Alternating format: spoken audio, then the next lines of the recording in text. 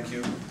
I'm sorry, I'm fighting off a Republican cold. But anyway, I want to thank the Barack Obama Democratic Club and its leader, one of its leaders, Mark Levine, who is supporting this candidacy, for inviting me to this very special meeting.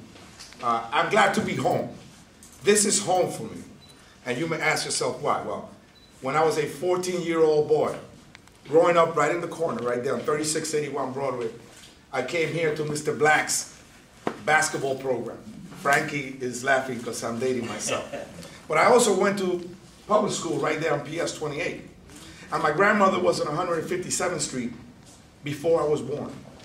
I met my grandparents here in New York City. So this is home. This is a neighborhood that I call home. And yes, we've done great things in this neighborhood. I remember when Al Curlin and I worked in the precinct council, dodging bullets when the drug wars were going on in this neighborhood. Well, over 100 people were being killed a year in this neighborhood. More people were being killed in this neighborhood than are being killed in any sector in a war zone, either in Iraq or in Afghanistan. And we were able to build a new precinct, and we were able to bring programs here to stop the onslaught of the drug dealers and the drug gangs. And yes, I worked with Council Member Robert Jackson to build 16 schools, new schools here, when the school district was so overcrowded that we were busing over 5,000 kids a day outside of the district to the Bronx and other places in the city of New York. So this neighborhood has come a long way, but we need to do more.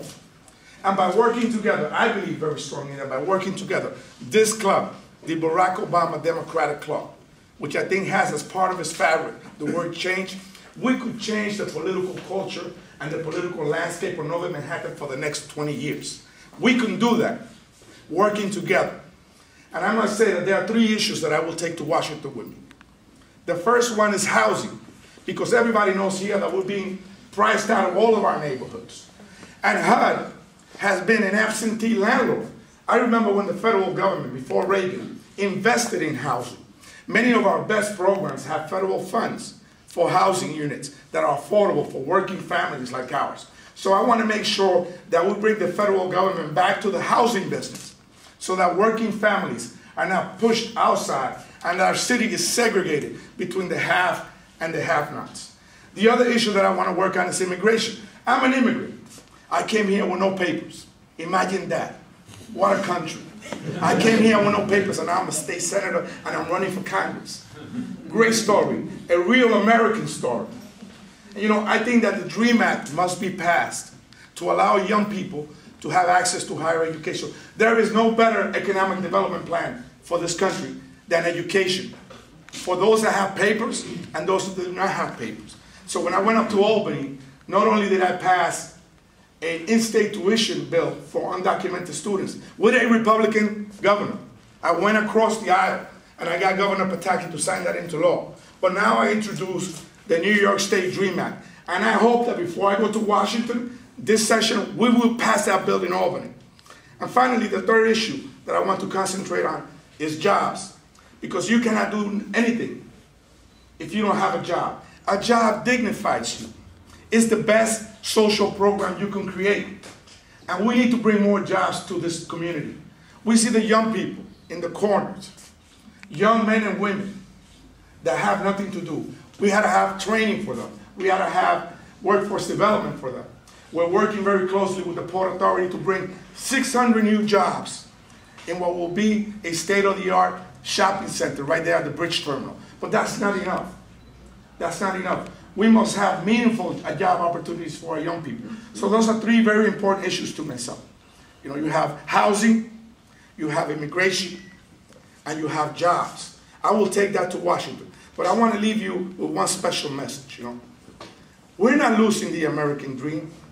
Each and every one of us is the American dream. When my grandmother was a seamstress in the garment district, puncturing her nails through the old-fashioned Singer machines, she never expected her grandson to be a senator. She had the wildest dream that her grandson will be running for Congress. Each and every one of us working together. The American dream is not an esoteric pipe dream that, you know, we want to grab it and we don't get it. It is the work that we all have to do together to ensure that we take America. from a Congress that debates and debates and debates every year very important issues to all of you, but we get no results. I'll leave you with this, and I said it in the fundraiser, and I will say it again tonight. President Kennedy said a very important thing. Imagine, President Kennedy was the first Irish Catholic president, as Obama was the first African American president. What a moment in history.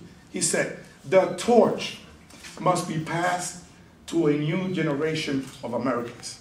Join me in this journey. We will transform this neighborhood, and you will have a fresh, new, bold voice in Congress. Thank you so much. Thank you.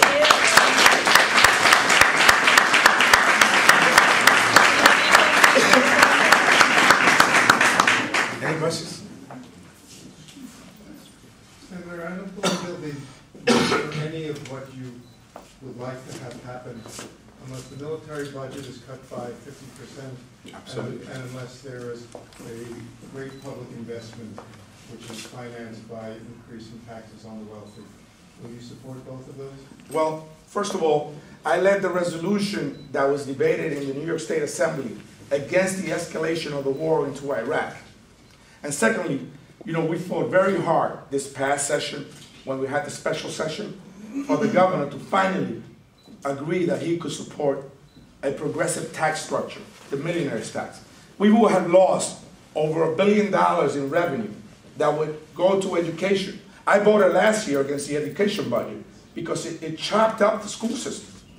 This year we got additional funding, and we got that because we passed the millionaire's tax, and now there's revenue on the table. But that's not enough. Our state must adopt a progressive tax code that the more you make, the more you pay. And there's so much going on in tax breaks for the rich. And there's so much going on in speculation in the market. Many have characterized it as a casino environment, where you consider the cost of oil and how much you have to pay gas at a pump, but how that impacts on food. There are several countries in Latin America where you're having civil unrest because of the cost of oil, and that's driven by speculation. And those companies get tax breaks and loopholes, and we must stop that. Thank you. Thank you so much. You make those centerpieces because I'm third, please.